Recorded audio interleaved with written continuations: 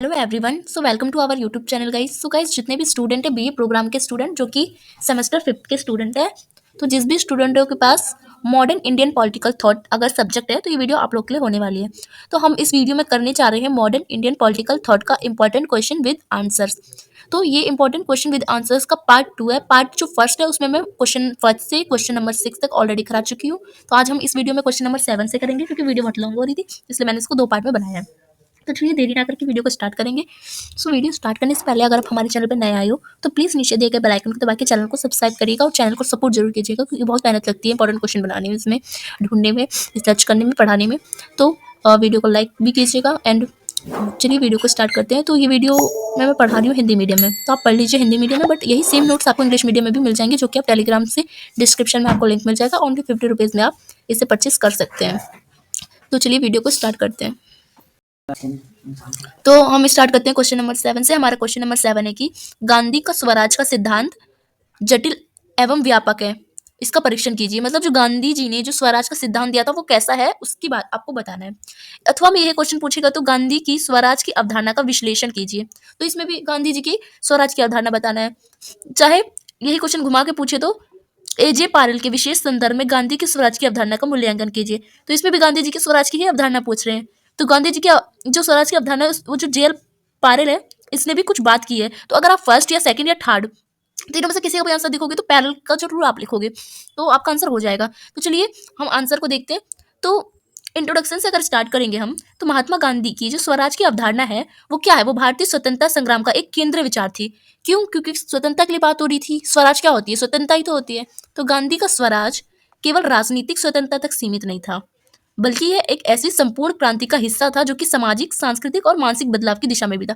मतलब गांधी जी जो स्वतंत्रता की बात कर रहे थे वो केवल राजनीतिक तौर पर स्वतंत्रता की बात नहीं कर रहे थे कि मतलब बस अंग्रेजों से आजाद हो जाए राजनीतिक तौर पे तो हम स्वतंत्रता मिल जाएगी, स्वराज मिल जाएगा। बल्कि गांधी जी का स्वराज की अवधारणा में सामाजिक भी था कि जो हम वेस्टर्न कल्चर अपना रहे हैं, वेस्टर्न जो हम अपनी मानसिकता अपना रहे हैं, उनकी शिक्षा, उनकी जो प्रोडक्ट अपना रहे हैं उनका त्याग करना और स्वतंत्रता प्राप्त करना, ये थी गांधी जी की अवधारणा। गांधी जी ने स्वराज को एक आंतरिक स्वतंत्रता और आत्मनिर्भरता और आत्मशासन के रूप में परिभाषित किया है। मतलब इन्होंने जो स्वराज की जो अवधारणा है उसको अपने मन की आंतरिक स्वतंत्रता और अपने आप को आत्मनिर्भर बनाना कि दूसरे देश पे डिपेंड ना हो। मतलब हम किसी के प्रोडक्ट को ज्यादा ना यूज करें, हम मतलब मेड इन इंडिया, मतलब आत्मनिर्भर हो भारत, इस पे जोर दिया। और आत्मशासन यानी हमारा जो शासन है ना वो ब्रिटिश या कोई और न चला के हमारे खुद भारतीय लोग चलाए, मतलब भारत के चुने हुए प्रतिनिधित्व सरकार हो। तो इसी को उनकी जो स्वराज की अवधारणा है उसमें पढ़ते हैं हम। तो यह विचार भारतीय समाज को न केवल ब्रिटिश साम्राज्य से मुक्त करने की आवश्यकता के प्रति जागरूक करता है, बल्कि ये भारतीय समाज के भीतर व्याप्त असमानता और बुराइयों को समाप्त करने में भी बात करता है, आह्वान करता है। तो गांधी की जो स्वराज की अवधारणा थी वो विशेष रूप से जो एजे पारेल है उसके दृष्टिकोण से समझना महत्वपूर्ण है, क्योंकि इन्होंने गांधी की अवधारणा पे बात की है। क्योंकि एजे पारेल ने गांधी के विचारों का एक विश्लेषण करते हुए उनकी स्वराज की अवधारणा को अधिक स्पष्ट किया है और बताया है कि है क्या। तो उसको हम देखते हैं, ठीक है। तो एजे पारल का सबसे पहले परिचय जानूं कि वो है कौन। तो एजे पारल जो है वो एक प्रसिद्ध भारतीय दार्शनिक है, मतलब फिलोसफर है और राजनीतिक विचारक भी है, पॉलिटिकल थिंकर भी है, जिन्होंने गांधी के विचारों का एक गहन अध्ययन किया है, उनके विचारों का कि उनके विचार थे क्या। उन्होंने गांधी की राजनीतिक और समाज के बारे में बहुत महत्वपूर्ण विश्लेषण किए, जिसमें उन्होंने गांधी के स्वराज के सिद्धांत को एक बौद्धिक दृष्टिकोण से समझने का प्रयास किया है कि गांधी के विचार थे क्या। तो पारल ने गांधी की जो स्वराज की अवधारणा थी उसको केवल भारतीय राजनीति का हिस्सा नहीं बल्कि एक व्यापक दार्शनिक दृष्टिकोण के रूप में देखा है, जो भारतीय समाज की आंतरिक और बाहरी स्वतंत्रता की तलाश करता है। मतलब गांधी की अवधारणा में हम आंतरिक और बाहरी स्वतंत्रता दोनों पढ़ते हैं, पारल ने बताया है, ठीक है।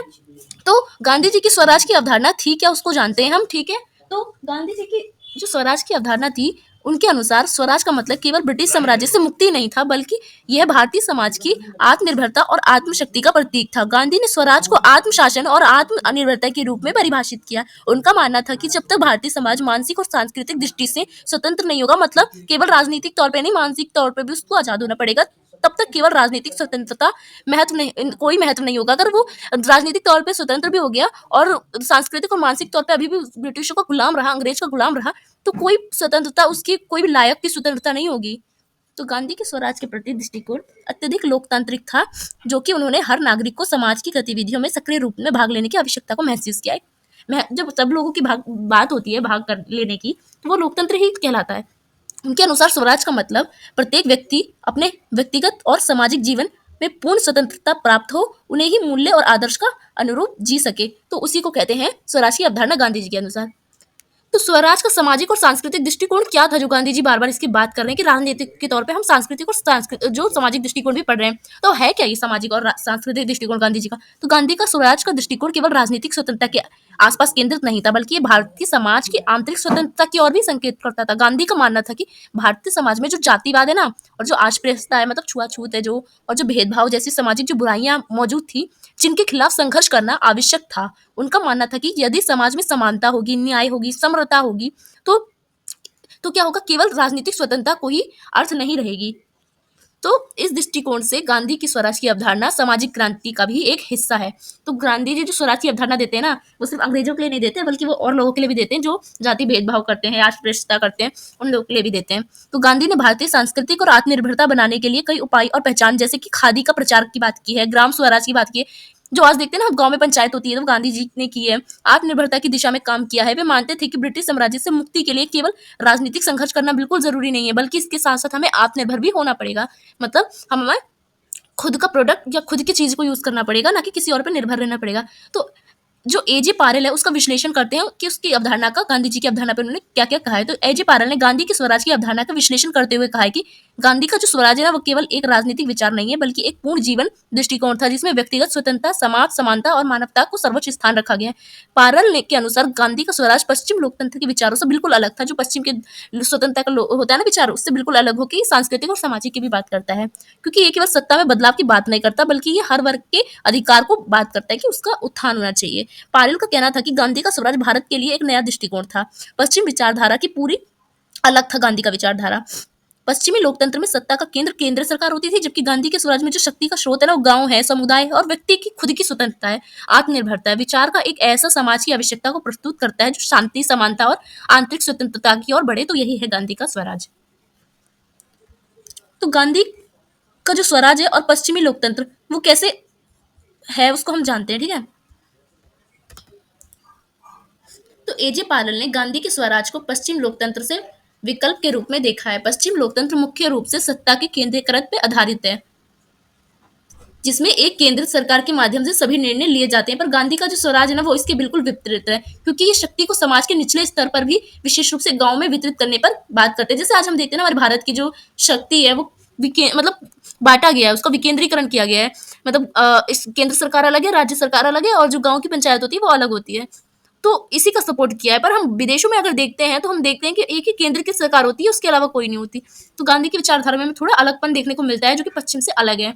तो पारेल ने यह भी कहा है कि गांधी का स्वराज समाज की सांस्कृतिक और मानसिक स्वतंत्रता पर आधारित था, जो कि भारतीय समाज की सांस्कृतिक से जुड़ा हुआ था। उनका मानना था कि राजनीतिक स्वतंत्रता का दावा करने से कुछ भी नहीं होगा। जब तक हमारी मानसिक और सांस्कृतिक में बदलाव नहीं होगा, तब तक हम आजाद नहीं हो पाएंगे। तो गांधी का ग्राम स्वराज क्या था? तो गांधी का ग्राम स्वराज की अवधारणा एक महत्वपूर्ण हिस्सा था। उन्होंने कहा है कि हर भारतीय समाज को स्वतंत्र और आत्मनिर्भर बनाना है, तो हमें पहले गांव को आत्मनिर्भर बनाना होगा। यदि गांव आत्मनिर्भर होगा, तो फिर क्या होगा, उस पर खुद का कानून होगा। जैसे आज देखते हैं ना पंचायत वगैरह, तो उसको सबको अधिकार होता है सब चीज करने का, गांव की पंचायत को। तो शिक्षा, स्वास्थ्य, कृषि, औद्योगिकरण जैसे पहलुओं को ध्यान में रखा गया है गांधी के स्वराज में। एजे पारेल ने गांधी की ग्राम स्वराज की अवधारणा की सराहना की है, और क्योंकि इसमें हर समाज के व्यक्ति की बात की गई है। इसमें स्वतंत्रता को केवल आजादी नहीं कहा गया है कि राजनीतिक तौर पर आजादी हो, बल्कि लोगों की मानसिक और सामाजिक और जो आत्मनिर्भरता है उस पर बल दिया गया है। तो स्वराज जो है और आंतरिक स्वतंत्रता क्या है, स्वराज में आंतरिक स्वतंत्रता क्या होती है? तो गांधी जी के अनुसार स्वराज केवल बाहरी स्वतंत्रता नहीं है। बाहरी स्वतंत्रता मीन्स ओनली पॉलिटिकल से छुटकारा मिल जाए, अपनी सरकार हो, तो ये बाहरी स्वतंत्रता हो गई। आंतरिक स्वतंत्रता में आता है, बल्कि ये आंतरिक स्वतंत्रता की बात करते हैं, उनमें आता है कि व्यक्तिगत मानसिक, कि हम कहीं वेस्टर्न, ऐसे नहीं होता अंग्रेजी बोलने वाले को ज्यादा वैल्यू देते हैं हम, तो ये मानसिक तौर पर हम क्या है, अंग्रेजों को गुलाम है। तो आत्मिक स्वतंत्रता की बात करता है, तो बाहरी स्वतंत्रता और आंतरिक स्वतंत्रता बिल्कुल अलग अलग होता है। तो गांधी इसे सत्य और अहिंसा के सिद्धांत के माध्यम से व्यक्त किया है। उनका मानना था कि सत्य, अहिंसा केवल राजनीतिक और सामाजिक संघर्षों में ही नहीं, बल्कि व्यक्तिगत जीवन में भी अनुसरण किए जाने चाहिए। तो निष्कर्ष के तौर पर लिखोगे कि महात्मा गांधी की स्वराज की अवधारणा भारतीय राजनीतिक और समाज का एक बौद्धिक और दार्शनिक पक्ष है, जिसमें एजी पारेल ने गहरे विश्लेषण के साथ ये समझाया है कि गांधी का जो स्वराज है वो पश्चिम लोकतांत्रिक दृष्टिकोण से बिल्कुल अलग है, क्योंकि ये न केवल राजनीतिक स्वतंत्रता की बात करता है, बल्कि सामाजिक, सांस्कृतिक और मानसिक स्वतंत्रता की भी बात करता है। उनका स्वराज समाज के हर व्यक्ति को समानता, स्वतंत्रता और आत्मनिर्भर बनाने को लोग प्रेरित करता है, मोटिवेट करता है। तो पारेल के विश्लेषण से हमें ये पता लगता है कि गांधी का स्वराज केवल सत्ता परिवर्तन का विचार नहीं था, मतलब वो केवल अंग्रेजों से आजादी नहीं चाहते थे, बल्कि वो समाज में बदलाव भी चाहते थे कि जातिवाद खत्म हो, स्वतंत्रता हो, लोग आत्मनिर्भर हो, गांव की भी स्वच्छता हो, मतलब गांव का भी शासन खुद से चला पाए, जैसे पंचायती राज होता है। तो ये है गांधी की अवधारणा। आई होप आपको ये क्वेश्चन समझ आया हो। हम चलते हैं हमारे क्वेश्चन नंबर नेक्स्ट पे। हमारा क्वेश्चन नंबर नेक्स्ट है क्वेश्चन नंबर 8। क्वेश्चन नंबर 8 में पूछ रखा है कि डॉक्टर राम मनोहर लोहिया का नव समाजवाद क्या था। तो नव समाजवाद क्या था या राम मनोहर लोहिया के विचार क्या थे वो बताना है। या तो आपको शॉर्ट नोट में भी पूछ सकता है कि जो लोहिया का चौखंबा राज है वो क्या है। तो राम मनोहर लोहिया ने अपने जो नव समाजवाद को जो सिद्धांत दिया था ना, उसमें चौखंबा राज की बात की है, 4 सिद्धांत दिए, तो उसी को कहते हैं। तो उन्होंने नव समाजवाद में चौखंबा राज और सप्त क्रांति इन दोनों का जिक्र किया है। तो इसको अलग अलग भी पूछ सकता है, यहाँ एक में भी पूछ सकता है, या आपसे नव समाजवाद पूछे तो आपको इस दोनों का भी जिक्र कर देना है आपके आंसर में, तो बेस्ट हो जाएगा आपका आंसर। तो इंट्रोडक्शन से स्टार्ट करते हैं। तो डॉक्टर राम मनोहर लोहिया का नव समाजवाद और चौखंबा राज जो है वो भारतीय राजनीति के महत्वपूर्ण प्रेरणादायक सिद्धांतों में से एक है। लोहिया ने इन विचारों के माध्यम से भारतीय समाज और राजनीतिक में सुधार की दिशा में क्रांति दृष्टिकोण प्रस्तुत किया। उनके सिद्धांत न केवल भारतीय समाज की सामाजिक, राजनीतिक और आर्थिक असमानता को दूर करने के लिए थे, बल्कि उन्होंने भारतीय जो जनता है उसको एक सशक्त बनाना, समान बनाना, समृद्ध बनाना और उनके मार्गदर्शन का प्रयास किया है। तो ये इंट्रोडक्शन था। तो चलिए अब जानते हैं कि हम राम मनोहर लोहिया का जीवन क्या, परिचय क्या था और उनका राजनीतिक यात्रा कैसी थी, मतलब क्या क्या उन्होंने बोला था। तो डॉक्टर राम मनोहर लोहिया का जन्म जो है वो 23 मार्च 1910 में अकबरपुर उत्तर प्रदेश में हुआ था। वे भारतीय स्वतंत्रता संग्राम के सक्रिय सदस्य थे, मतलब स्वतंत्रता संग्रामी थे वो। और महात्मा गांधी के विचारों से प्रभावित होकर उन्होंने राजनीति में अपनी भूमिका निभाई थी, मतलब उनके इन्फ्लुएंस में होकर। भारतीय राजनीति में लोहिया का योगदान बहुत महत्वपूर्ण माना जाता है। इन्होंने समाजवाद, जातिवाद और छुआछूत के खिलाफ कई संघर्ष किए हैं। इन्होंने उनका दृष्टिकोण भारतीय समाज की जो जटिलता थी, जो बुराइयां थी, उसको हटा के एक नया दृष्टिकोण लोगों के सामने रखा है। केवल आर्थिक न्याय की बात करता था, बल्कि सामाजिक, सांस्कृतिक और राजनीतिक समानता की बात करता था। मतलब राम मनोहर लोहिया का जो सिद्धांत है वो आर्थिक तौर पे भी है, राजनीतिक और सामाजिक तौर पे भी है, बात करता है। अब क्या है वो आप आगे जानेंगे। तो लोहिया का नव समाजवाद क्या है। नव समाजवाद, लोहिया का नव समाजवाद एक ऐसा सिद्धांत है जो पारंपरिक समाजवाद से बिल्कुल अलग है। वे मानते थे कि समाजवाद का उद्देश्य केवल आर्थिक नहीं है, आर्थिक समानता लाना, मतलब समाज में सभी को इक्वल, मतलब सैलरी वगैरह हो, तो ये नहीं कह सकते आप समाज सेम है, बल्कि सामाजिक, सांस्कृतिक और राजनीतिक समानता की भी बात करता है। उनका मानना है कि भारतीय समाज में नई सामाजिक क्रांति की आवश्यकता है, जो कि जातिवाद में भी, धर्म में भी और संप्रदाय के खिलाफ भी हो। मतलब जाति में भी कोई भेदभाव ना हो, धर्म में भी कोई ऐसा ना हो कि लड़ने लगे, सहिष्णुता हो, और संप्रदाय भी कोई लड़े ना। तो इसको हम कह सकते हैं कि समाज में इक्वल है, तो इसकी बात करता है। तो नव समाजवाद का उद्देश्य है कि लोहिया का नव समाजवाद उस समय के पारंपरिक समाजवाद से बिल्कुल अलग था, जो कि केवल संपत्ति के समान वितरण पर केंद्रित होता था। वे मानते थे कि सामाजिक न्याय और समानता केवल आर्थिक दृष्टिकोण से ही नहीं, बल्कि सामाजिक ढांचे और मानवीय गरिमा और व्यक्तिगत स्वतंत्रता के संदर्भ में भी होना चाहिए। वे सामाजिक रूप से जो पिछड़े वर्गों के लिए विशेष ध्यान देने की बात करते थे, कि जो पिछड़े वर्ग है उसको ज्यादा सपोर्ट करो, जैसे कि शूद्र, दलित और जो एसटी ओबीसी जो कास्ट होती थी उनके लिए बात करते थे, और महिलाओं के लिए। तो समानता का विस्तृत दृष्टिकोण क्या था, मतलब वो समानता को कैसे देखते थे उसको जानते हैं। लोहिया का समाजवाद जो था वो जातिवाद पे था, लिंग भेद पे था और संप्रदाय भेदभाव के खिलाफ था, इन सब का विरोध करता था। वे मानते थे कि समाज में समानता लाने के लिए हर व्यक्ति को समान अवसर मिलना चाहिए, चाहे वो कोई भी जाति का हो, या चाहे कोई भी लिंग का हो, महिला पुरुष हो, चाहे हिंदू मुस्लिम कोई भी संप्रदाय का हो। तो इसके लिए उन्होंने भारतीय समाज में एक नए तरह की सामाजिक क्रांति की आवश्यकता पर बल दिया है, कि एक सामाजिक क्रांति होनी चाहिए जिसमें सभी को इक्वल राइट मिलने चाहिए। उनके अनुसार नव समाजवाद का उद्देश्य किसी भी वर्ग विशेष का विकास नहीं है, बल्कि समग्र समाज का उत्थान है। मतलब नव समाज का मतलब ये नहीं है कि किसी एक धर्म का, किसी एक जाति का या किसी एक लिंग का हम विकास कर रहे हैं, बल्कि सबको इक्वल राइट दे रहे हैं और सबका उत्थान करने की उसका उद्देश्य है। लोहिया का चौखंबा राज क्या है। लोहिया के चौखंबा राज का विचार भी उनके नव समाजवाद के सिद्धांत से संबंधित था। चौखंबा राज का अर्थ था कि भारतीय राजनीतिक और समाज में एक ऐसा ढांचा स्थापित करना जिसमें समाज के प्रत्येक वर्ग को बराबरी का दर्जा मिले। लोहिया का चौखंबा राज एक ऐसी राज्य व्यवस्था थी जिसमें न्याय, समानता और समृद्धि को सुनिश्चित करती थी। तो चौखंबा राज में बेसिकली चौखंबा राज के 4 स्तंभ है, इसलिए उसको चौखंबा मतलब 4 खंबा कहा गया है, मतलब समाज के 4 पिलर्स। लोहिया ने चौखंबा राज के 4 मुख्य स्तंभ की परिकल्पना की है, जो कि समाज में होनी चाहिए। पहली है सामाजिक समानता होनी चाहिए, मतलब लोहिया का मानना था कि समाज में समानता होनी चाहिए। इसके लिए उन्होंने जातिवाद और धार्मिक भेदभाव को समाप्त करने का बात की है।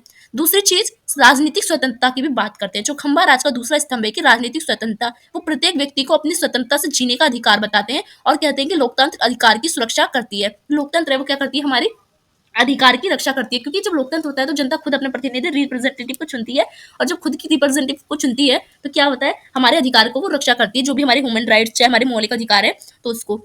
तीसरी, आर्थिक समानता की भी बात करते हैं। लोहिया के चौखंबे राज में तीसरा स्तंभ आर्थिक समानता है, जिसमें कि प्रत्येक वर्ग को समान अवसर मिले, संसाधन मिले, कि जो भी संसाधन है और जो भी नौकरी है या कुछ है उसके अकॉर्डिंग उसको समान मिले, कि अगर एक ही पोस्ट में महिला और पुरुष दोनों है तो दोनों को समान मिले, किसी का शोषण ना हो।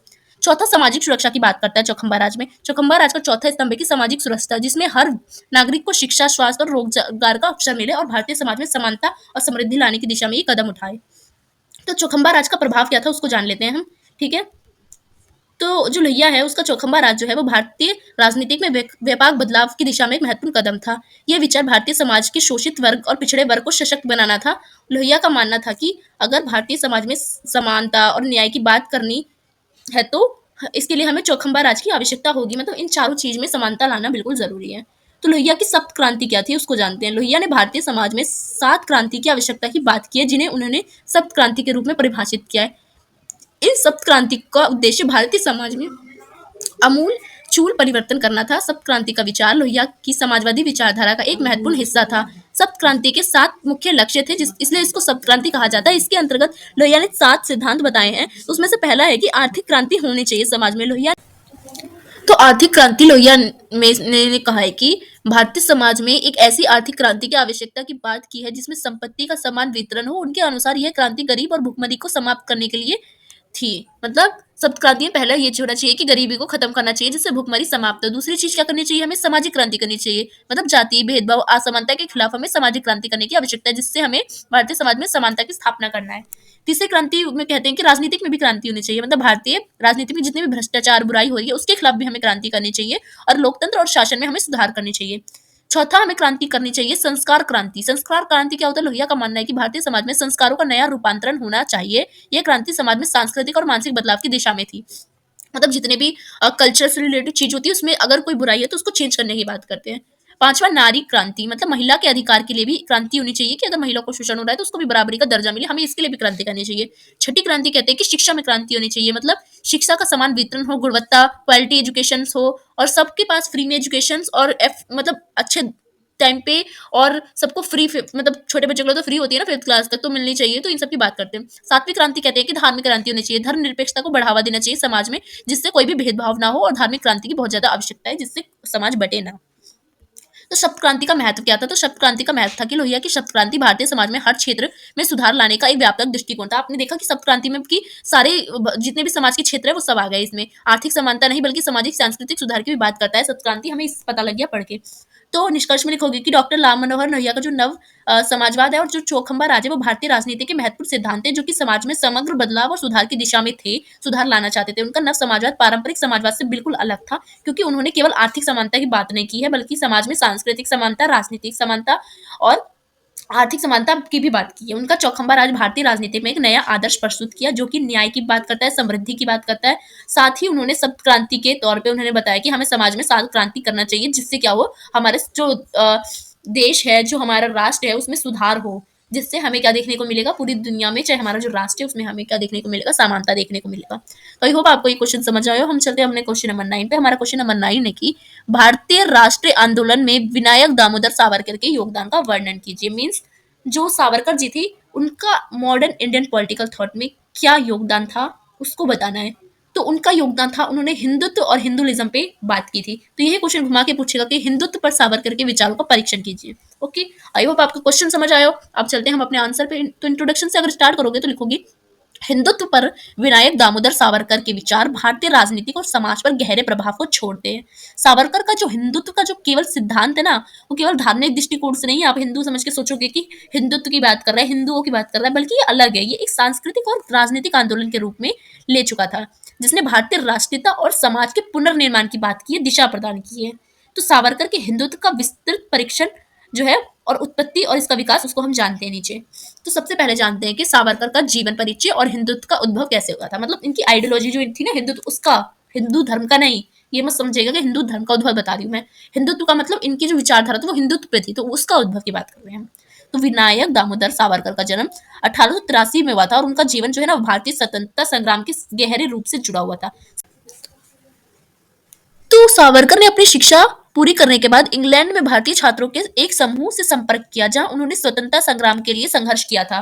1919 में उन्हें ब्रिटिश सरकार ने गिरफ्तार कर लिया था और अंडमान की सेक्युलर जेल में कैद कर दिया था, जिसे काला पानी कहते हैं ना। तो यहीं पर सावरकर ने हिंदुत्व पर अपने विचारों का विस्तार किया था। तो कैसे किया था उसको जानते हैं, मतलब उद्भव समझ गए ना, आप जेल में हुआ था वहां पे। तो हिंदुत्व का सिद्धांत, सावरकर ने 1923 में अपनी पुस्तक लिखी थी जो कि है हु इज हिंदू, मतलब हिंदू कौन है। बुक का नाम बहुत ईजी है, आप आराम से लिख लोगे, एग्जाम में लिख के ही आना। उन्होंने इसमें लिखा था कि अपने विचारों को प्रस्तुत किया था कि सावरकर का हिंदू तो एक सांस्कृतिक और राष्ट्रीय अवधारणा है जिसमें उन्होंने भारतीय उपमहाद्वीप के सभी लोगों को एक साझा सांस्कृतिक और सभ्यता का हिस्सा माना है। मीन्स इन्होंने भारत में रहने वाले हिंदू जितने भी है उन सबको हिंदू कहा है, मतलब सभ्यता और संस्कृति को हिंदुत्व से जोड़ा है, ना कि हिंदू धर्म से जोड़ा है। सावरकर के अनुसार हिंदुत्व केवल एक धर्म नहीं था बल्कि एक संस्कृति थी, एक पहचान थी, एक जीवन शैली थी, एक राष्ट्र का प्रतीक थी, क्योंकि भारत की पहली जो हिंदुस्तान है, भारत है, उसका पहला जो राष्ट्रीय प्रतीक है वो हिंदुत्व है। उसके बाद सारे धर्म का ओरिजिन हुआ है भारत में। तो जो पहली चीज होती है वो राष्ट्रीयता के तौर पे होती है, इसलिए उन्होंने ये राष्ट्रीयता के तौर पे दिखाया है। सांस्कृतिक एकता की बात करते हैं हिंदुत्व में। सावरकर के लिए हिंदुत्व का मुख्य आधार भारतीय संस्कृति थी। उन्होंने हिंदू धर्म के आदर्शों और भारतीय संस्कृति के रूप को प्रस्तुत किया जो कि प्राचीन भारत की महानता और समृद्धि को दर्शाता था। सावरकर का एक मानना था कि हिंदू धर्म के जो अनुयायी है उस संस्कृति के वाहक है और इस संस्कृति का संरक्षण और प्रचार करना हमारी राष्ट्रीयता का उद्देश्य है, क्योंकि जरूरी है, हमारे राष्ट्र की जो चीज होती है उसका विकास करना चाहिए, हमें उसका संरक्षण करना चाहिए। तो इसलिए उस पर ये फोकस करते हैं संस्कृति को बचाने की। दूसरा, हिंदुत्व और राष्ट्रीयता की बात करते हैं। तो हिंदुत्व में राष्ट्रीयता कैसे आती है? सावरकर का हिंदुत्व राष्ट्रीयता, एकता, आत्मनिर्भरता का प्रतीक है। मीन्स उनका कहना था कि भारत में सभी धर्मों और सभी समुदाय को एक साझा संस्कृति के तहत एकजुट होना चाहिए, चाहे वो कोई भी धर्म हो, हिंदू, मुस्लिम, सिख, ईसाई। क्यों? क्योंकि हिंदुत्व उनका दृष्टिकोण इस प्रकार था कि जो लोग भारत को अपनी मातृभूमि मानते हैं ना वो हिंदू है, चाहे वो किसी भी धर्म के हो। तो अब आप क्लियर हो गया हो कि हिंदुत्व मतलब इनके अनुसार वो नहीं है कि जो हिंदू धर्म का है वो हिंदुत्व है। इनके अनुसार वो सभी लोग हिंदू है जो भारत में रहते हैं, जो भारत को अपनी माता मानते हैं, मातृभूमि मानते हैं, चाहे वो हिंदू धर्म के लोग हो, चाहे वो मुस्लिम धर्म के लोग हो, चाहे वो ईसाई धर्म के लोग हो, चाहे वो सिख धर्म के लोग हो। अगर वो अपनी मतलब भारत को अपनी माता मानता हो, मातृभूमि मानता हो, अपनी जन्मभूमि मानता हो, तो वो सभी लोग हिंदू है इनके अनुसार। इस विचार को आगे बढ़ाया था भारतीयता मापदंड जाति, धर्म और भाषा से अधिक महत्वपूर्ण था। मतलब ये जाति, धर्म इन सबसे ऊपर रखते हैं किसको? हिंदुत्व को। और यह केवल देशभक्ति और सांस्कृतिक समर्पण पर आधारित होना चाहिए हिंदुत्व, बल्कि धर्म पर आधारित नहीं होना चाहिए कि हिंदुत्व की बात करें तो हिंदू की बात करें। हमें इसलिए गर्व करना चाहिए, हमारी संस्कृति क्या है, हमारी देशभक्ति है। सावरकर का हिंदुत्व राष्ट्र का विचार क्या था? सावरकर ने हिंदू को केवल सांस्कृतिक पहचान के रूप में नहीं देखा बल्कि इसे राजनीतिक आदर्श के रूप में भी प्रस्तुत किया है। उन्होंने हिंदुत्व का मतलब केवल धार्मिक धारा का पालन करना नहीं है कि हिंदू धर्म का जो पालन कर रहा है वो हिंदू है, बल्कि उन्होंने समस्त राष्ट्र की स्थापना की जो धार्मिक और सांस्कृतिक रूप से हिंदू थे। मतलब वे मानते थे कि भारत में को एक हिंदू राष्ट्र के रूप में पुनर्गठित करना चाहिए जहां हिंदू संस्कृति परंपरा का सम्मान किया जाना चाहिए, क्योंकि हमारा ये कल्चर है, हमारी ये संस्कृति है जिसका हम सबको संरक्षण करना चाहिए। हिंदुत्व राष्ट्र की आवश्यकता क्यों है? सावरकर के अनुसार, सावरकर का मानना था कि भारतीय समाज को पश्चिमी सांस्कृतिक और विदेशी प्रभाव से मुक्त कराना है, क्योंकि भारत में विदेशी आक्रमण होते जा रहे थे, आते जा रहे थे लोग, तो उसके कल्चर को हम अडॉप्ट करते जा रहे थे, बस दूसरे के कल्चर को अडॉप्ट कर रहे थे और अपने कल्चर को बहिष्कार कर रहे थे, उसको नजरअंदाज कर रहे थे, इग्नोर कर रहे थे हिंदुत्व को, हिंदू की जो संस्कृति है उसको। उनका कहना था कि मुस्लिम और ईसाई समुदाय को भी भारतीय राष्ट्र का हिस्सा बनाने के लिए हिंदू संस्कृति और सभ्यता को स्वीकार करना चाहिए। क्यों? क्योंकि हमारा कल्चर है, जब तक आप अपने देश के कल्चर को सुरक्षा नहीं करोगे तो आपको कोई राष्ट्रवाद नहीं कहेगा, राष्ट्रवादी व्यक्ति नहीं कहेगा। उनका विचार था कि भारतीय राष्ट्र केवल एक सांस्कृतिक और राष्ट्रीय पहचान के आधार पर मजबूत हो सकता है। जब तक हम अपनी संस्कृति को नहीं बचाएंगे, जब तक हम अपनी राष्ट्रीय पहचान को नहीं बचाएंगे, तो क्या है, हमारा कोई आधार नहीं होगा हमारे देश का। क्योंकि अगर हम अपने देश का इतिहास पढ़ेंगे बहुत पुराना भी, तो हम वैदिक काल, हम मेसोपोटामिया ये सब पढ़ते हैं, तो क्योंकि 1207 के बाद ये सब आए थे विदेशी आक्रमण वगैरह, तो इससे पहले तो हिंदू संस्कृति थी भारत में। तो अगर अपने इतिहास को आप भूल जाओगे ये कह के कि बंटवारा हुआ है, ये सब हिंदू की बात हो रही है, तो हम क्या मतलब ये लोग लड़ाई की बात कर रहे हैं, पर नहीं, अगर हम भूल जाएंगे तो हमारी जो संस्कृति है वही खत्म हो जाएगी, क्योंकि भारत का कोई इतिहास ही नहीं रहेगा फिर पढ़ने को अगर आप भूल जाओगे तो सावरकर की हिंदू पर आलोचना भी की है बहुत लोगों ने। तो सावरकर के हिंदू के विचार को बहुत लोगों ने इसकी आलोचना भी की है, क्योंकि हर व्यक्ति हर चीज की आलोचना भी करता है। तो भारतीय समाज की विविधता और सहिष्णुता के खिलाफ बताया बहुत लोगों ने कि इसकी जो विचारधारा है वो भारतीय लोगों को अलग करने का है, हिंदू संस्कृति को हर कीमत पर बढ़ावा देना चाहिए और अक्सर संस्कृति समाज में विभाजन पैदा करने वाला माना गया है, ऐसा बोलते हैं, आलोचक मानते हैं। तो इसका सांप्रदायिक दृष्टिकोण कैसा है कि संप्रदाय के लोग इसे कैसे देखते हैं? तो सावरकर का हिंदू, मुस्लिम और ईसाई समुदाय के लिए स्पष्ट रूप से सीमाएं निर्धारित था, जिसमें यह सिद्धांत था कि धर्मनिरपेक्षता के खिलाफ माना गया है। उनकी सोच यह थी कि यदि किसी भी व्यक्ति को भारत में रहना है तो उसे भारतीय संस्कृति को अपनाना ही होगा, क्योंकि अजनबी के रूप में देखा जाएगा। यह विचार भारतीय समाज में एकता की बजाय समाज में सांप्रदायिक और भेदभाव को बढ़ावा देने का कारण बन सकता है। इसके आलोचक के अनुसार, मैं आलोचना कर रही हूँ इसकी, तो जातिवाद और असमानता के तौर पे भी लोग इसकी आलोचना करते हैं। तो सावरकर के हिंदुत्व सिद्धांत में जातिवाद की स्थिति पर बहस उठी। हालांकि सावरकर ने हिंदू समाज में जाति को सुधारने की बात तो की है, किंतु जाति को पूरी तरह से समाप्त करने की बजाय सशक्त बनाने की दिशा दिखाता है, आलोचक कहते हैं।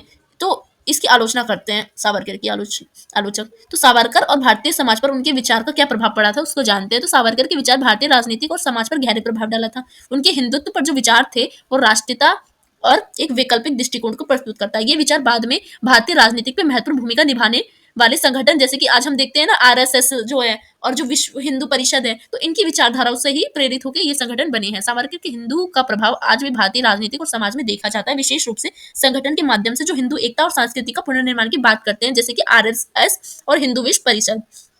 तो निष्कर्ष के तौर पर लिखोगे कि विनायक दामोदर सावरकर का हिंदू विचार जो है वो राजनीतिक और समाज में एक महत्वपूर्ण स्थान रखता है। उनके विचार ने भारतीय राष्ट्रीयता, सांस्कृतिक और एकता और हिंदू संस्कृति के संरक्षण की बात इसमें शामिल की है। हालांकि उनके विचार पर आलोचना भी की गई है, उन विशेष रूप से उनकी सांप्रदायिक दृष्टिकोण के कारण, क्योंकि दूसरे धर्म के लोग बहुत जो समझते हैं वो समझ जाते हैं कि इसमें हिंदू धर्म की बात नहीं हो रही, संस्कृति की बात हो रही है। क्योंकि अगर हम संस्कृति को भूल जाएंगे तो हमारा इतिहास ही क्या रहेगा। पर बहुत से लोग इसे धर्म से जोड़ के देखते हैं तो वो उसकी आलोचना करते हैं। तो बस ये इसके निष्कर्ष में आप ये लिखोगे। तो आई होप आपको ये क्वेश्चन समझ आया हो। हम चलते हैं हमारे question number next page, question number 10 पे। हमारा क्वेश्चन नंबर 10 है कि तिलक जो है, बाल गंगाधर जो तिलक थे, उनके जो स्वराज प्राप्ति के 4 साधन बताइए। मतलब उनके भी जैसे गांधी जी की स्वराज पे अवधारणा थी, तो इनकी भी थी बाल गंगाधर तिलक की। तो इनकी स्वराज की अवधारणा कैसी थी वो आपको बतानी है। तो परिचय से स्टार्ट करेंगे कि बाल गंगाधर तिलक भारतीय स्वतंत्रता संग्राम के प्रमुख नेता थे। उन्होंने न केवल राजनीतिक दृष्टि से भारतीय समाज को जागरूक किया है, बल्कि उन्होंने भारतीय समाज को अपने अधिकार के लिए भी संघर्ष करने के लिए भी प्रेरणा दी है। तिलक ने अपनी कड़ी मेहनत और समर्पण और गहरी सोच से भारतीय राजनीतिक और समाज को प्रभावित किया है। उनके द्वारा प्रस्तुत जो स्वराज का सिद्धांत था वो भारतीय स्वतंत्रता संग्राम में बहुत महत्वपूर्ण भूमिका निभाई। उन्होंने ये नारा भी दिया था ना कि स्वराज मेरा जन्म सिद्ध अधिकार है और मैं इसे लेके ही रहूंगा। तो तिलक के अनुसार स्वराज केवल राजनीतिक और प्रशासनिक प्रणाली नहीं थी, बल्कि ये भारतीय का आत्मनिर्भरता और गौरव और स्वतंत्रता की भी अवधारणा थी। तो इनकी अवधारणा जो है वो गांधी जी की अवधारणा से बहुत अलग थी। ठीक है, तो उनकी अवधारणा जो थी वो अलग थी, इनकी अवधारणा अलग थी। दोनों स्वतंत्रता की बात करते हैं पर दोनों में डिफरेंस देखने को मिलता है, वही जानते हैं हम क्या डिफरेंस है।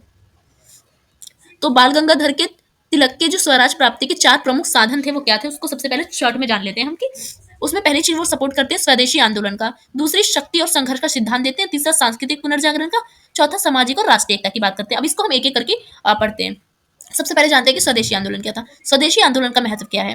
तिलक के लिए स्वदेशी आंदोलन भारतीय स्वतंत्रता संग्राम का एक अत्यंत महत्वपूर्ण हिस्सा था। उन्होंने यह महसूस किया कि ब्रिटिश साम्राज्य की शक्ति केवल उस पर निर्भर है जहां भारतीय ब्रिटिश निर्मित वस्त्र और उत्पादकों का उपयोग करते हैं। तिलक का मानना था कि यदि भारतीय अपने उत्पादक जो अपना प्रोडक्ट है उसका उपयोग करेगा, तो विदेशी वस्त्र का बहिष्कार करेगा, तो ब्रिटिश साम्राज्य को आर्थिक रूप से कमजोर किया जा सकता है। मींस अगर ब्रिटिश को हराना है, हमें स्वतंत्रता चाहिए, तो हमें उसके प्रोडक्ट को यूज करना बंद करना पड़ेगा और हमारे जो मेड इन इंडिया प्रोडक्ट है उसका यूज करना जारी रखना पड़ेगा।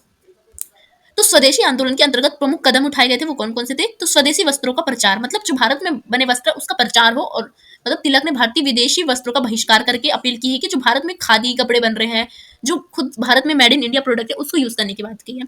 दूसरा इसमें उन्होंने बात किया है कि स्वदेशी उद्योगों को बढ़ावा देना, मतलब भारत की जो हैंडमेड या जो शिल्पकारी जो या जो भारत के जो काम करने वाले कारीगर है ना, उसको प्रमोट करने की बात की गई है। तीसरा स्वदेशी बैंकिंग प्रणाली की आवश्यकता की बात की है। तिलक ने भारतीय बैंकों की स्थापना का समर्थन किया ताकि भारतीय आर्थिक संसाधन जो विदेशी कर्ज और बैंकिंग प्रणाली से स्वतंत्र हो। कि पहले कर्ज मतलब ब्रिटिश बैंक था तो बाहर से कर्ज लेते थे, तो हमारा बैंक का कहता हम किसी से कर्ज नहीं लेंगे ना, तो इसलिए कहा है कि भारतीय बैंक होना चाहिए, क्योंकि उस समय बैंक नहीं थे, बाद में स्थापना की गई है। तो स्वदेशी आंदोलन का राजनीतिक प्रभाव क्या था। तो स्वदेशी आंदोलन ने भारतीय में राष्ट्र की भावना को जगाया है। ये आंदोलन भारतीय समाज को जागरूक करने और अपने अधिकार के लिए संघर्ष करने की प्रेरणा देता है। तो इसके जरिए तिलक ने ब्रिटिश साम्राज्य के खिलाफ व्यापक आंदोलन की नींव रखी थी। तो कौन कौन सी थी इसमें वो भी हम जानेंगे। तो आप पहला मैंने बता दिया कि उनके जो 4 सिद्धांत थे उसमें से पहला हो गया। दूसरा उनका वो सिद्धांत था कि शक्ति और संघर्ष का सिद्धांत। मीन्स शक्ति और संघर्ष का विचार क्या था। तिलक का मानना था कि स्वतंत्रता प्राप्ति के लिए केवल हिंसा और शांतिपूर्ण संघर्ष पर्याप्त नहीं है, मतलब लड़ाई और शांति से हम नहीं जीत सकते स्वतंत्रता, बल्कि विचार में सशक्ति और संघर्ष के बिना संभव नहीं है। सभी लोगों को विचारिक तौर पे स्वतंत्रता प्राप्त करनी होगी। उन्होंने भारतीयों को यह समझाया कि यदि उन्हें स्वतंत्रता प्राप्त करनी है ना, तो ब्रिटिश साम्राज्य से टकराना ही होगा। मतलब शक्ति का सिद्धांत दिया इन्होंने। मीन्स तिलक ने भारतीय जो आत्मविश्वास और शक्ति संचार करने की कोशिश की है, जिसमें उनका मानना था कि भारतीय में शक्ति की कोई कमी है नहीं, बल्कि ये शक्ति केवल जागरूकता और संगठित संघर्ष की कमी के कारण क्या है, कुठित है, मतलब बंधी हुई है, सामने नहीं आई है। उन्होंने ये भी कहा है कि स्वराज मेरा जन्मसिद्ध अधिकार है और मैं इसे लेकर ही रहूंगा, जिससे ये स्पष्ट होता है कि तिलक ने स्वतंत्रता के लिए संघर्ष और एक अधिकार माना था, मतलब कि मेरा अधिकार ही है स्वतंत्रता। स्वराज जो है उस पे जो तिलक थे उन्होंने संघर्ष और क्रांति की आवश्यकता की बात क्यों की है। तिलक का मानना था कि यदि भारतीय को स्वतंत्रता चाहिए तो उन्हें ब्रिटिश साम्राज्य से सीधा संघर्ष करना होगा। उन्होंने अंग्रेजों के खिलाफ कई आंदोलन की शुरुआत की है, जिसमें उन्होंने सबसे प्रमुख भारतीय राष्ट्रीय कांग्रेस के विस्तार और लोक मान्य के रूप में भारतीय जनता को नेतृत्व देने में योगदान किया कि खुद की सरकार होनी चाहिए। शक्ति और संघर्ष के द्वारा स्वतंत्रता प्राप्ति कैसे होगी, तो तिलक ने यह सिद्ध किया है कि स्वतंत्रता केवल मानसिक और आत्मशक्ति से नहीं बल्कि राजनीतिक संघर्ष और क्रांति के माध्यम से प्राप्त की जाएगी। उनका यह विचार था कि भारतीय स्वतंत्रता संग्राम के संघर्ष को भी तेज और व्यापक बनाने में मददगार साबित हुआ। तो वो कहते हैं कि हमें शक्ति संघर्ष करना चाहिए। तीसरा सिद्धांत है कि सांस्कृतिक पुनर्जागरण की बात करते हैं, मतलब सांस्कृतिक पुनर्जागरण का विचार क्या है। तिलक ने भारतीय समाज में सांस्कृतिक पुनर्जागरण की आवश्यकता महसूस की है। उनका मानना था कि भारतीय सांस्कृतिक धरोहर फिर से जागृत करना और गौरवपूर्ण बनाना उन्हें जरूरी है कि उनका इतिहास कैसा था। उनका विचार था कि भारतीय अपनी सांस्कृतिक और धार्मिक मूल्यों को समझेंगे और अपनाएंगे ना, तभी वे मानसिक और आत्मिक रूप से स्वतंत्र हो पाएंगे। उस क्योंकि 200 वर्षों से ब्रिटिश क्या है रूल कर रहा था, उससे पहले किसने रूल करा, मुगल ने करा, उससे पहले दिल्ली सल्तनत ने। तो भारतीय लोगों में क्या बन गई थी अवधारणा कि जो हम है ना, तो हम गुलाम के लिए ही बने हैं। उनको लग रहा था कि अब गुलाम है तो कर ही क्या सकते हैं, चाँदी पाई क्या सकते हैं। पर उन्होंने चंद्रगुप्त मौर्य को नहीं पढ़ा, अ, उन्होंने चंद्रगुप्त गुप्ता को नहीं पढ़ा, उन्होंने पृथ्वीराज चौहान को नहीं पढ़ा। अगर वो अपने इतिहास को पढ़ते, उन्होंने महाराणा प्रताप को, उन्होंने शिवाजी को नहीं पढ़ा, अगर वो इन सबको पढ़ते, अपने इतिहास को जानते, तो वो जानते कि उनके इतिहास में उनके भारतीय लोग कितने शक्तिशाली थे, कितने संघर्षपूर्ण थे, कितने योग्य थे। तो उनको इसलिए उनको पुनर्जागरण की बात की है। तो हिंदू धर्म और संस्कृति की महत्ता पे भी जोर दिया है। तिलक ने हिंदू धर्म और संस्कृति को स्वतंत्रता संग्राम का अधिकार बताया। उन्होंने गीता के पाठ से भारतीयों को प्रेरित किया है और ये बताया कि भारतीय संस्कृति में वह शक्ति है जो कि आत्मनिर्भर और स्वतंत्र बना सकती है लोगों को। उन्होंने संस्कृति और एक राजनीतिक हथियार के रूप में इस्तेमाल किया इसे, ताकि भारतीय समाज में राष्ट्रीयता की भावना को जागृत किया जा सके। केशव शंकर और गणेश पूजा मत क्या है तिलक का। तिलक ने धार्मिक आयोजन, जैसे गणेश पूजा होती थी ना, क्योंकि बाल गंगाधर तिलक मुंबई के, मतलब बम्बई से तो महाराष्ट्र क्षेत्र के थे, तो वहाँ गणेश पूजा होती थी। तो गणेश पूजा में ये क्या करते थे, गणेश पूजा में ये अपनी लोग जो होते थे, भारतीय लोग क्योंकि इकट्ठा होते थे, तो वहाँ पे उनको ये भाषण के तौर पे, नाटक के तौर पे दिखाते थे कि तुम्हारा इतिहास कैसा है और तुम्हें क्यों संघर्ष करना चाहिए और तुम्हें स्वतंत्रता क्यों प्राप्त करनी चाहिए। सांस्कृतिक पुनर्जागरण का राष्ट्रीय महत्व क्या है, मतलब क्यों सांस्कृतिक पुनर्जागरण कराने चाहते थे, इसका राष्ट्र को कैसे फायदा होगा। तिलक का मानना था कि भारतीय समाज को केवल भारी शोषण से ही नहीं बल्कि मानसिक और सांस्कृतिक उपनिवेश से भी मुक्ति करना होगा, क्योंकि अभी तक लोग ये समझ रखे थे कि 200 साल से हम गुलाम है ना, तो हम तो गुलाम के लिए ही बने हैं। मानसिकता ही उनकी ऐसी बन गई थी, तो उनकी मानसिकता को सबसे पहले जागृत करना था। तो सांस्कृतिक पुनर्जागरण के द्वारा भारतीयों को अपने इतिहास, संस्कृति और धर्म के प्रति उनको गर्व करवाना था और उनको ये एहसास देना था कि तुम्हारा इतिहास बहुत गौरवपूर्ण है, तुम लोग महानों के बच्चे हो। तो सामाजिक और राष्ट्रीय एकता पे क्या कहते हैं बाल गंगाधर तिलक। चौथा इनका सिद्धांत है कि राष्ट्रीय एकता का उद्देश्य कहते हैं कि तिलक का मानना था कि भारतीय समाज में जाति, धर्म, भाषा के आधार पर विभाजन को समाप्त करना चाहिए। वे चाहते थे कि भारतीय समाज को एकजुट होकर ब्रिटिश साम्राज्य के खिलाफ एक शक्ति मोर्चा बनाना चाहिए। उनके अनुसार राष्ट्रीय एकता भारतीय स्वतंत्रता संग्राम का सबसे महत्वपूर्ण पहलू था। तो समाज में समानता की आवश्यकता की बात करते हैं। तिलक ने भारतीय समाज में समानता, सामाजिक न्याय आवश्यकता को महसूस किया। उन्होंने कहा है कि भारतीय समाज के हर वर्ग को समान अधिकार प्राप्त होना चाहिए, चाहे वो किसी भी जाति, किसी भी पंथ, किसी के भी हो, मतलब हिंदू मुस्लिम हो, चाहे उच्च जाति चाहे नीची जाति के हो, सबको, चाहे किसी भी लिंग के हो। तो प्रचार और संगठन क्या था इनका, तो तिलक ने भारतीय राष्ट्रीय कांग्रेस और अन्य जो संगठन के माध्यम से क्या किया, राष्ट्रीय एकता का प्रचार किया। उन्होंने विभिन्न जाति को, विभिन्न धर्म और विभिन्न समुदाय के बीच संवाद और सहयोग को बढ़ावा दिया। उनका उद्देश्य था कि भारतीय समाज के विभिन्न वर्गों के बीच मतभेदों को समाप्त किया जाए और सभी भारतीयों को एकजुट होकर स्वतंत्रता संग्राम में भाग लेने के लिए प्रेरित किया जाए। तो निष्कर्ष के तौर पर लिखोगे कि बाल गंगाधर तिलक का स्वराज प्राप्ति का सिद्धांत भारतीय स्वतंत्रता संग्राम के लिए अत्यंत महत्वपूर्ण था। उनके प्रमुख 4 साधन थे जो कि स्वतंत्रता प्राप्ति के लिए थे, वो था स्वदेशी आंदोलन, शक्ति और संघर्ष का सिद्धांत और सांस्कृतिक पुनर्जागरण और सामाजिक और राष्ट्रीय एकता। भारतीय जनता को स्वतंत्रता के लिए जागरूक करने और प्रेरित करने में महत्वपूर्ण भूमिका निभाते थे ये 4 सिद्धांत। तो तिलक ने भारतीय समाज में अपनी विचारधारा से कई ऊर्जा का संचार किया। उन्होंने केवल राजनीतिक स्वतंत्रता की बात नहीं की है, बल्कि भारतीय समाज को आत्मनिर्भरता, सांस्कृतिक गौरव और सामाजिक समानता दिलाने पर भी जोर दिया। उनके विचार आज भी भारतीय राजनीति में बहुत महत्वपूर्ण भूमिका निभाते हैं। उनके द्वारा प्रस्तुत जो राज्य का सिद्धांत है वो केवल स्वतंत्रता संग्राम के प्रेरणा स्रोत नहीं है, बल्कि भारतीय राष्ट्र और समाज के पुनर्निर्माण के लिए भी है। आई होप आपको ये क्वेश्चन भी समझ आया। हम चलते हैं हमारे क्वेश्चन नंबर नेक्स्ट पे। क्वेश्चन नंबर नेक्स्ट है हमारा क्वेश्चन नंबर 11, जिसमें हमें पढ़ना है कि पंडित दीनदयाल उपाध्याय के राजनीतिक एकात्मक जो मानववाद है और लोकतंत्र का मूल्यांकन कीजिए। मतलब जो दीनदयाल उपाध्याय थे ना, उन्होंने लोकतंत्र पे अपने विचार धरे थे, तो वो क्या थे वो बताना है आपको। परिचय में आप लिखोगे कि पंडित दीनदयाल उपाध्याय भारतीय राजनीति के एक महान विचारक और दार्शनिक थे। उन्होंने भारतीय समाज और राजनीति को अपनी गहन दृष्टि और वैचारिक सोच से प्रभावित किया। उनके द्वारा प्रस्तुत एकात्मक मानवतावाद भारतीय राजनीतिक में एक महत्वपूर्ण दर्शन के रूप में उभरा है। यह दर्शन भारतीय परंपरा, संस्कृति और मूल्य के साथ आधुनिकता और लोकतंत्र को अ, बटोरती है। तो दीनदयाल उपाध्याय जी का एकात्मक मानवतावाद का विचार पश्चिम विचारधाराओं जैसे पूंजीवाद, समाजवाद का विकल्प प्रस्तुत करता है। उनके अनुसार यह भारतीय जीवन के समग्र दृष्टिकोण पर आधारित है। व्यक्तिगत, पारिवारिक, सामाजिक और राष्ट्रीय जीवन संतुलन की बात करता है एकात्मक मानवतावाद। इसके साथ ही लोकतंत्र के प्रति उनकी दृष्टि लोक आधारित शासन की अवधारणा को सामने रखती है, जिसमें वो लोकतंत्र को बारे में बताते हैं कि लोकतंत्र है क्या। तो पंडित दीनदयाल उपाध्याय का जीवन परिचय सबसे पहले जानते हैं। पंडित दीनदयाल उपाध्याय का जन्म 25 सितंबर 1916 को उत्तर प्रदेश के मथुरा जिले में हुआ था। वे बचपन से ही मेधावी के छात्र थे और भारतीय परंपरा और संस्कृति के प्रति उनका झुकाव रहा है। वे राष्ट्रीय स्वयं सेवक संघ जो RSS है उससे जुड़े हुए थे और यही से उनके विचार को दिशा मिली। भारतीय जनसंघ को जो बाद में भारतीय राष्ट्रीय जनता पार्टी में परिवर्तन हो गई ना, जो आज हम देखते हैं ना बीजेपी, वो पहले भारतीय जनसंघ के नाम से थी। इसके संस्थापक सदस्य के रूप में उन्होंने एकात्मक मानवतावाद के सिद्धांत को भी प्रस्तुत किया है। उनका निधन 11 फरवरी 1968 में हो गई थी। तो एकात्मक मानवतावाद का परिचय क्या था वो जानते हैं। एकात्मक मानवतावाद पंडित दीनदयाल उपाध्याय का एक अनूठा राजनीतिक और सामाजिक दर्शन था, जो कि भारतीय दृष्टिकोण से समाज में समग्र विकास के लिए प्रेरित करता था। एकात्मक मानवतावाद की परिभाषा क्या है? तो यह दर्शन मानव को एक सामाजिक, सांस्कृतिक और आध्यात्मिक इकाई के रूप में देखता है। उनके अनुसार मनुष्य केवल भौतिक आवश्यकता से परिभाषित नहीं होता, उसकी आध्यात्मिक और सांस्कृतिक आवश्यकता भी उतनी ही जरूरी होती है जितनी उसकी सांस्कृतिक और सामाजिक आवश्यकता होती है। तो ये मुख्य तत्व बताते हैं, एकात्मक मानवतावाद के 4 तत्व बताते हैं। उसमें हम कहते हैं कि व्यक्ति, समाज, राष्ट्र और आध्यात्मिकता, ये होते हैं एकात्मक मानवतावाद के 4 तत्व। मीन्स व्यक्ति में व्यक्ति समाज का मूल है और स्वगिर्ण है, विकास के लिए आवश्यक है। समाज हर व्यक्ति एक दूसरे से पूरक होते हैं। राष्ट्र व्यक्ति और समाज में सामूहिक अस्तित्व का प्रतीक होते हैं। और आध्यात्मिक, ये दर्शन व्यक्ति समाज में आध्यात्मिक उत्थान पर बल देते हैं। तो ये 4 वो एकात्मक मानवतावाद की और जो मुख्य तत्व है उसको बताते हैं।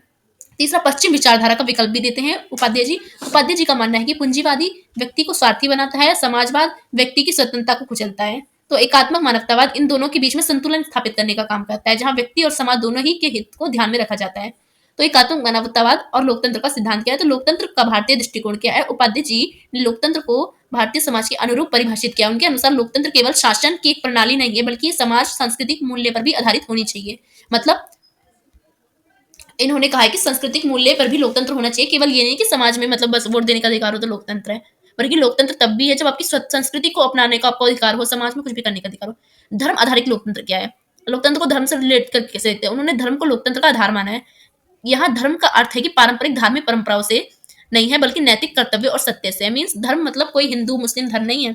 धर्म मतलब है, धर्म का आधार होता है, धर्म का मतलब होता है कि रियल में धर्म का मतलब भी यही होता है कि नैतिकता, कर्तव्य और सत्य की ओर चलने को ही धर्म कहते हैं। तो धर्म के 4 स्तंभ होते हैं बेसिकली। तो तीसरी वो कहते हैं कि लोक केंद्रित शासन, मतलब उनका मानना था कि शासन एक ऐसा होना चाहिए जो लोक हित पर आधारित हो। समाज के अंतिम व्यक्ति तक संसाधन लाभ पहुंचना लोकतंत्र की सफलता का मापदंड है। मतलब जो भारत के संसाधन है वो, मतलब गांव में रहने वाले जो कोने से कोने लोग हैं ना, उस तक अगर पहुंच गया ना तो कहोगे आप लोकतंत्र है आपका देश। चौथा, स्वदेशी दृष्टिकोण। पश्चिम लोकतंत्र की नकल के बजाय भारतीय लोकतंत्र को अपनी सांस्कृतिक और सामाजिक आवश्यकता के अनुरूप ढलने की आवश्यकता होनी चाहिए। मतलब स्वदेशी दृष्टिकोण रखना चाहिए, नहीं कि विदेशी अपना लो, इंग्लिश बोल रहे हैं तो इंग्लिश बोलो, वैसा कल्चर अपना रहे हैं तो दूसरा कल्चर, अपने कल्चर को अपनाने की बात करते हैं। उनके अनुसार स्वर्जन हिताय संवर्जन सुखाय का सिद्धांत लोकतंत्र पर आधारित होना चाहिए। मतलब खुद के ही प्रोडक्ट, खुद के ही मतलब स्वदेशी को अपनाना चाहिए। दीनदयाल उपाध्याय के लोकतंत्र के सिद्धांत की विशेषता क्या है? तो पहला है कि अनंत्यों का सिद्धांत देते हैं वो। तो अंत्योदय का सिद्धांत क्या है? तो उपाध्याय जी ने अंत्योदय का यानी समाज के सबसे जो गरीब और जो वंचित व्यक्ति है ना, उसके उत्थान को ही लोकतंत्र का उद्देश्य माना है। कि चाहे जो सबसे गरीब इंसान को अगर आप उठा दोगे ना तो वही लोकतंत्र है। उन्होंने कहा है कि जब समाज का अंतिम व्यक्ति खुशहाल नहीं होगा तब तक समाज में समग्र विकास संभव नहीं है। दूसरी चीज कहते हैं कि सांस्कृतिक लोकतंत्र को बढ़ावा है। उनके अनुसार लोकतंत्र केवल राजनीतिक प्रक्रिया नहीं है, बल्कि इसमें सांस्कृतिक रूप से समाज को जोड़ना चाहिए। वो विकेंद्रीकरण के सिद्धांत भी देते हैं, जिसमें उन्होंने शासन के विकेंद्रीकरण पर बल दिया है ताकि निर्णय लेने की प्रक्रिया में लोगों की भागीदारी सुनिश्चित हो सके। पंचायती और स्थानीय शासन को मजबूती दिया जैसे गांधी जी ने दिया था। चौथी चीज, आर्थिक लोकतंत्र की बात करते हैं। मीन्स उनके अनुसार लोकतंत्र तभी सफल हो सकता है जब आर्थिक संसाधन का वितरण समान रूप से हो, सभी लोगों को मिल सके वो, और आत्मनिर्भरता और स्वदेशी अर्थव्यवस्था को बढ़ावा देने पर बल देता है ये। एकात्मक मानवतावाद का मूल्य क्या है, मूल्यांकन करते हैं। पहली बात, उसका सकारात्मक पक्ष जानते हैं। तो उसका जो सकारात्मक पक्ष है वो ये है कि भारतीय परंपरा को सम्मान करता है एकात्मक मानवतावाद। मतलब एकात्मक मानवतावाद भारतीय संस्कृति और परंपरा पर आधारित एक ऐसा दर्शन है जो भारतीय समाज के लिए अच्छा है, उपयुक्त है। दूसरा, समग्र दृष्टिकोण पर ध्यान केंद्रित करता है। मीन्स ये दर्शन व्यक्ति, समाज और राष्ट्र के बीच संतुलन की स्थापना करता है। तीसरी, सामाजिक न्याय की बात करते हैं। उपाध्याय जी का जो अंत्योदय है उसका विचार है कि मतलब जो भारत में जो गरीब से गरीब है, जो पिछड़ा से पिछड़ा लोग है, उसका अगर उत्थान हो गया तो क्या है, सामाजिक न्याय है। तो चौथा उसका सिद्धांत है कि धार्मिक और नैतिक मूल्यों का समावेश। यह दर्शन नैतिकता और आध्यात्मिकता को शासन और समाज का आधार बनाता है। तो इसका नकारात्मक पक्ष ये है कि एकात्मक मानवतावाद का व्यवहारिक कठिनाइयों को जन्म देता है। एकात्मक मानववाद के कई तत्व व्यवहारिक रूप से लागू करने में कठिन है, जो कि नहीं हो सकते, बस बोलने में अच्छे लगते हैं। दूसरा, धर्म आधारित लोकतंत्र। धर्म को लोकतंत्र का आधार बनाने का विचार विवादप्रस्त हो सकता है, विशेष रूप से धर्मनिरपेक्षता राज्य में। तो नकारात्मक पक्ष है, पर उनका जो धर्म, जो उन्होंने बोला है ना, धर्म को लोकतंत्र का आधार होना चाहिए, उसका मतलब किसी धर्म से रिलेटेड जोड़ के नहीं कह रहा है, बल्कि धर्म का मतलब सत्य, निष्ठा, ये सब होता है। तीसरी चीज, आर्थिक नीतियों की अस्पष्टता। एकात्मक मानवतावाद में आर्थिक विकास के लिए ठोस योजना की कमी देखी गई है, उसकी बात करते हैं। तो एकात्मक मानवतावाद और समकालीन भारत को हम कैसे देखते हैं? आज के समय में जब भारतीय राजनीतिक और समाज अनेक चुनौती को सामना कर रहे हैं, वहीं दीनदयाल उपाध्याय के एकात्मक मानवतावाद के विचार बहुत ज्यादा प्रसिद्ध हो रहे हैं।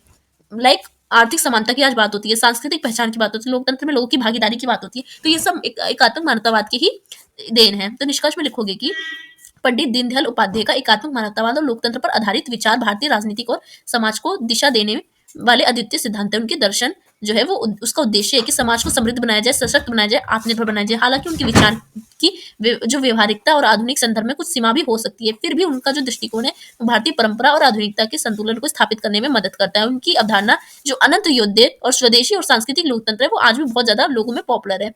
तो दीनदयाल उपाध्याय का एकात्मक मानवतावाद केवल राजनीतिक सिद्धांत नहीं है, बल्कि जीवन दर्शन है, जो कि विकास करने के लिए, लोगों को मार्गदर्शन करने के लिए प्रेरणा देती है। आई होप आपको ये क्वेश्चन समझ आया हो। अब चलते हैं हम अपने क्वेश्चन नंबर 12 पे। हमारा क्वेश्चन नंबर 12 है कि 19वीं शताब्दी के भारत में लैंगिक संबंधित वाद विवाद पर रमाबाई के योगदान का आलोचनात्मक विश्लेषण कीजिए। तो इंट्रोडक्शन से स्टार्ट करोगे कि 19वीं शताब्दी का भारत एक सामाजिक, धार्मिक और सांस्कृतिक संक्रमण के दौर से गुजर रहा था। इस काल में ब्रिटिश शासन, पश्चिमी शिक्षा और सामाजिक सुधार आंदोलन ने भारतीय समाज में परिवर्तन की नींव रखी थी। हालांकि महिलाओं की स्थिति अभी भी बहुत ज्यादा खराब थी, जैसे कि बाल विवाह हो रहे थे, सती प्रथा हो रही थी, विधवा को पुनर्विवाह का अधिकार नहीं था। तो ये सब क्या थी, समाज की बुराइयां थी, एक कड़ी चुनौती थी। ऐसे समय में पंडित रमाबाई ने लैंगिक समानता की बात की है, महिलाओं की शिक्षा की बात की है, महिला के सशक्तिकरण पे जोर दिया है। तो पंडित रमाबाई का जीवन परिचय जानते हैं। पंडित रमाबाई का जन्म 23 अप्रैल 1898 में महाराष्ट्र के गंगा मूल में हुआ था। उनके पिता आनंद शास्त्री डोंगरे एक सांस्कृतिक विद्वान थे। उन्होंने महिलाओं की शिक्षा को प्राथमिकता दी थी, प्रायोरिटी दी थी। उन्होंने रमाबाई को बचपन से ही शिक्षा दी। तो रमाबाई इसी से प्रेरित थी अपने फादर से। रमाबाई को बचपन से ही पितृसत्तात्मक समाज की चुनौती का सामना करना पड़ा था। माता पिता की मृत्यु के बाद उन्हें अपने भाई के साथ विभिन्न स्थान पर घूमी थी वो, और सांस्कृतिक साहित्य में जो शास्त्रों की महारत उन्होंने हासिल की थी, मतलब उन्होंने सारे शास्त्र पढ़ रखे थे। तो 1880 में रमाबाई ने विपिन बिहारी मेधावी से विवाह किया था, जो कि एक बंगाली वकील थे। हालांकि उनके पति का निधन जल्दी हो गया था और उन्होंने अकेले ही अपनी बेटी माणी की परवरिश की थी। इस घटना से उन्होंने महिलाओं की कठिनाइयों को देखा, गहराई से समझा और अपने सिद्धांत रखे। तो लैंगिक असमानता पर रमाबाई का दृष्टिकोण क्या था, उसको जानते हैं। रमाबाई का मानना था कि भारतीय समाज में महिलाओं और पुरुषों को समान अधिकार नहीं दिए जाते हैं। उन्होंने महिलाओं की शिक्षा, स्वतंत्रता, समानता के लिए बहुत सारी लड़ाइयां लड़ी थी। उसमें से पहला है महिला शिक्षा का अभाव की बात की उन्होंने। रमाबाई ने ये महसूस किया कि समाज जो है उसमें शिक्षा का महत्वपूर्ण स्थान है और भारतीय समाज में महिलाओं को शिक्षा से दूर रखा जा रहा है और शिक्षा के बिना कोई भी विकास नहीं कर सकता, चाहे वो कोई भी हो। इस कारण वे आत्मनिर्भर होने और समर्थ थी, बल्कि सामाजिक और आर्थिक रूप से कमजोर भी होती हैं। तो इसकी बात की है रमाबाई ने। उन्होंने विधवा पुनर्विवाह की भी बात की है। उन्होंने समाज में विधवाओं के दुर्व्यवहार और भेदभाव का सामना करना पड़ता था, उन्हें अशुभ और अशुद्ध बोला जाता था। तो रमाबाई ने इसकी निंदा की है कि विधवा कोई अशुभ नहीं होती, अशुद्ध नहीं होती। तो इसकी बात की और उनकी जो विवाह है उस पर भी फोकस किया है। तीसरी चीज, सती प्रथा और बाल विवाह का भी विरोध किया है रमाबाई ने। सती प्रथा और बाल विवाह जैसी कुप्रथा महिलाओं और पुरुषों के अधीन बना दी गई थी। रमाबाई ने इस प्रथा के खिलाफ आवाज उठाई थी, इसे समाप्त करने की बात की थी और इस समाज में सुधार के लिए काम किया था। चौथा, धार्मिक रूढ़िवाद का भी विरोध किया था। रमाबाई ने हिंदू धर्म में व्याप्त रूढ़िवाद, परंपरा, पितृसत्तात्मक मानसिकता की आलोचना की है और उन्होंने वेदों और शास्त्रों की व्याख्या का विरोध किया है और महिलाओं को नीचा दिखाने के लिए उपयोग की जाती है वेद संस्कृति। तो इसकी वो बात करते हैं। महिला सशक्तिकरण के लिए इन्होंने क्या क्या प्रयास किया। उन्होंने पहला प्रयास किया कि आर्य महिला समाज की स्थापना की है 1882 में। रमाबाई ने 1882 में आर्य महिला समाज की स्थापना की। उसका उद्देश्य है कि महिलाओं की शिक्षा प्रदान की जाए, उनको पढ़ाया जाए, सामाजिक सुधार के लिए प्रेरित करना था महिलाओं को। यह संस्था बाल विवाह को रोकती थी, सती प्रथा के विरोध करती थी और विधवा के उत्पीड़न जो होता था ना, उन्हें अछूत कहा जाता था, उन्हें कुप्रथा उनको अशुद्ध कहा जाता, तो उसके खिलाफ लोगों में जागरूकता फैलाई कि ये सब बुराइयां हैं समाज की। दूसरा, शारदा सदन की उन्होंने स्थापना की थी 1889 में। रमाबाई ने 1889 में पुणे में शारदा सदन की स्थापना की थी। ये संस्था अनाथ और विधवा महिला जो होती थी उसकी शिक्षा और उसकी आत्मनिर्भरता प्रदान करने के लिए समर्पित थी। ये संस्था शारदा सदन ने महिलाओं को समाज में सम्मानजनक स्थान प्राप्त करने के लिए सशक्त बनाया था। तीसरा है विदेशी प्रभाव और प्रशिक्षण। मतलब रमाबाई ने विदेशी यात्रा के दौरान पश्चिमी शिक्षा और महिला के सशक्तिकरण के मॉडल को करीब से देखा। उन्होंने महिलाओं की स्थिति को सुधारने के लिए इन मॉडल और भारत में इसको लागू करने की बात की कि विदेश में इतना डिस्क्रिमिनेशन नहीं होता है वुमेन्स और मैन में, बट इंडिया में होता है। तो जो रमाबाई है उसकी रचनाएं और उनके प्रभाव क्या रहे हैं, तो the high cast Hindu women उनकी पुस्तक थी। उनमें उन्होंने रमाबाई की प्रमुख पुस्तक थी जिसमें भारतीय समाज में महिलाओं की दयनीय स्थिति को उसमें उन्होंने उजागर किया है। उन्होंने वर्ण और जाति आधारित भेदभाव, विधवा के जीवन में जो पीड़ा आती है और महिलाओं की शिक्षा में जो अभाव देखी गई है, इसकी आलोचना करी है उन्होंने इस बुक में। और पश्चिम में कैसी महिलाओं की स्थिति उसका भी वर्णन किया है। स्त्री धर्म नीति की बात की है इसमें उन्होंने। मतलब यह पुस्तक महिलाओं के अधिकार और उनकी धार्मिक और सामाजिक भूमिका पर केंद्रित थी। उन्होंने महिलाओं को आत्मनिर्भरता बनाने के लिए पितृसत्तात्मक व्यवस्था को चुनौती देने की प्रेरित किया है। तो शास्त्रों की पुनर्व्याख्या की भी बात की है। रमाबाई ने वेदों और उपनिषदों की व्याख्या को चुनौती दी है और ये साबित करने का प्रयास किया कि इसमें महिलाओं की समानता की बात की गई है। मतलब लोग झूठा फैलाते थे कि इसमें ऐसा लिखा गया है कि महिलाओं की स्थिति ऐसी बताया गया, सती प्रथा बताया गया, बाल विवाह बताया गया, बट ऐसा कुछ नहीं लिखा था वेदों में। उन्होंने ये पढ़ा और लोगों को बताया भी। तो रमाबाई के योगदान की आलोचना भी करते हैं कुछ लोग। तो आलोचना में ये लिखते हैं कि धर्म परिवर्तन पर विवाद। तो रमाबाई ने 1883 में ईसाई धर्म अपना लिया था, तो इसकी लोग आलोचना करते हैं कि उन्होंने धर्म क्यों अपनाया। दूसरी चीज उसकी आलोचना इसलिए करते हैं कि रूढ़िवादी हिंदू समाज की प्रतिक्रिया पे कहते हैं कि लोग कि ये रमाबाई जो है वो उन्होंने ईसाई धर्म अपना लिया था, इसलिए वो हिंदू धर्म वेदों की बुराई कर रही है। तीसरी चीज पश्चिम मॉडल की नकल का आरोप लगाया है। तो रमाबाई ने जब बाहर गई थी उन्होंने देखा कि वहां पे महिलाओं की स्थिति अच्छी होती, तो उसको यहाँ पे बताया। तो लोग कहते हैं कि वो पश्चिमी मॉडल को अपना रही है, तो उसकी आलोचना कर रहे हैं। चौथी चीज महिला आंदोलन सीमित पहुंच। मतलब उनके सुधार उच्च जाति महिलाओं तक ही सीमित थे, बल्कि जो गरीब प्राथमिक मतलब जो महिला थी ना उन तक नहीं पहुंच पा रही थी, तो इसकी आलोचना करते हैं।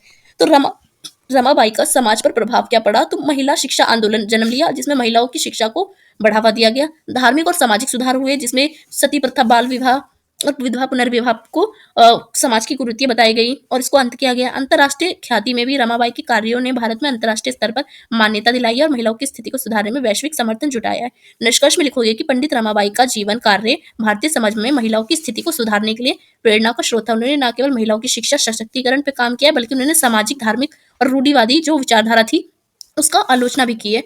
आलोचक भले ही उनके विचार और कार्यों को पश्चिम प्रभाव में बताते हैं कि पश्चिम प्रभाव से प्रभावित होकर रमाबाई ऐसा बोलती है, बट उनके जो विरासत जो है वो आज भी ये सिखाती है कि सामाजिक सुधार, लैंगिकता, समानता के लिए समर्पित प्रयास कभी भी व्यर्थ नहीं होते। और रमाबाई का योगदान भारतीय महिला आंदोलन का अनमोल अध्याय है जो कि सदियों से स्मरणीय है। तो आई होप आपको ये सारे क्वेश्चन जो 12 क्वेश्चन थे आपके हो गए। ये होता है यहाँ पे आपका क्वेश्चन खत्म, आपके फर्स्ट पार्ट, 2 पार्ट दोनों हो गए कंप्लीट। तो ये आप दोनों दो बार वीडियो देख लोगे ना, तो इसके अलावा आपको कुछ पढ़ने की जरूरत नहीं है। बाकी मैंने इसकी सारी यूनिट भी पढ़ा चुकी हूँ। अगर आपको यूनिट देखी, पहले एक बार आप यूनिट देख लो और फिर उसके बाद ये पढ़ लो। इसके अलावा कह रही हूँ कुछ नहीं पढ़ने की जरूरत है, क्योंकि मैंने इससे पहले भी हिस्ट्री के डाले और पॉलिटिकल के डाले, तो वही क्वेश्चन आए थे जो मैंने पढ़ा है। आपको इससे एक्स्ट्रा कुछ पढ़ने की जरूरत ही नहीं, आप यही पढ़िए। 2 बार देख लीजिए वीडियो को, समझ नहीं आ रहा आराम से, या तो आप नोट्स को डाउनलोड कर लीजिए। मतलब 50 रुपीज में आपको टेलीग्राम से मिल जाएगा, वहां से आप ले लीजिए और पढ़ लीजिए, आपको हो जाएगा। तो आई होप आपको वीडियो अच्छी लगी। वीडियो को अच्छी लगी तो वीडियो को लाइक कीजिए, वीडियो को कॉलेज दोस्तों में शेयर कीजिए।